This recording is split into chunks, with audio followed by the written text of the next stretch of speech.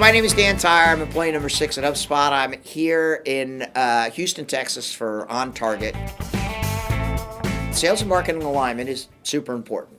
Number one, I would say define your goals, right? So all marketers need to know what your sales quota is, an aggregate for the company, right, as well as the individual quota.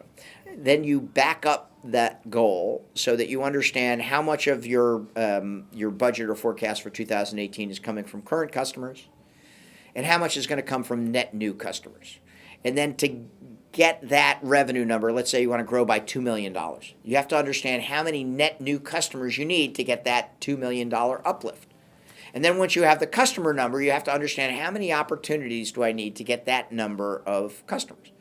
And then to understand how many opportunities you have to, how many conversations do I have to have that many of opportunities that get that many customers, and that builds your plan. Both sales as well as marketing needs to understand that goal, and it needs to be an aligned goal, a shared goal.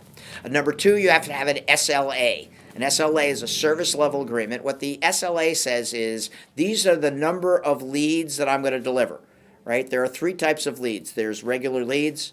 There's MQLs, marketing qualified leads, and SQLs, sales qualified leads.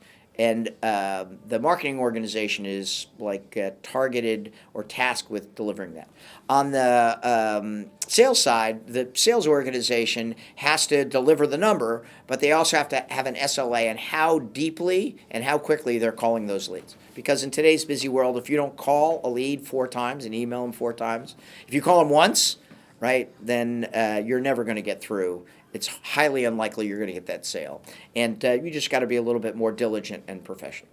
And then the third point is you have to have an effective handoff, right? You have to have all of that information from marketing to sales. It has to be clearly delineated. So sales needs to understand when it's coming from marketing.